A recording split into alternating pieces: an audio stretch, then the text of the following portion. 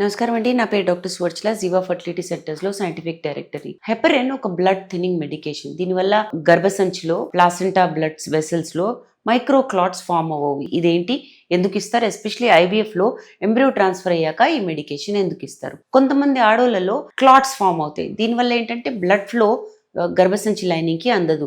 దానివల్ల పిండం అక్కడ చేరినప్పుడు ఇంప్లాంట్ అవ్వదు, అంటే అతకదు, పెరగదు. హెపరిన్ ఏం చేస్తుందంటే బ్లడ్ ఫ్లో ఇంప్రూవ్ చేస్తుంది గర్భసంచికి. ఎర్లీ ఇంప్లాంటేషన్ వచ్చి అతికినప్పుడు ఇంప్రూవ్ చేస్తుంది ఇంప్లాంటేషన్ ఛాన్సెస్. తర్వాత కొంతమందిలో క్లాటింగ్ డిసార్డర్స్ ఉంటాయి, యాప్లా అని, థ్రాంబోఫీలియా అని. వీళ్ళలో ఏంటంటే మైక్రో క్లాట్స్ ఫామ్ అవుతాయి. ఇది లేకుండా చేస్తుంది హెపరిన్. తర్వాత ఇది కాకుండా ఇమ్యూన్ సిస్టమ్ ని కూడా బాగా చేస్తుంది. సో దట్ యూట్రస్ ఇంకా రిసెప్టివ్ అవుతుంది గర్భసంచిలో పిండం రాగానే అతకడానికి. ఎవరి కోసం మంచిదంటే రికరెంట్ ఇంప్లాంటేషన్ ఫెయిలియర్స్ వాళ్ళకి, లేదా మిస్క్యారేజెస్ అవుతున్నాయి, లేదా క్లాటింగ్ డిసార్డర్స్ ఉన్నాయి అనుకున్న వాళ్ళకి కొన్నిసార్లు ఐవీఎఫ్ లో ఎంపెరికల్ థెరపీ అంటే ఐవీఎఫ్ చేయించుకున్న వాళ్ళకి అందరికీ పెట్టడం జరుగుతుంది. దీని గురించి ఇంకా వివరాల కోసం తప్పకుండా జీవా ఫర్టిలిటీ సెంటర్స్ కి విచ్చేయండి. Thank you.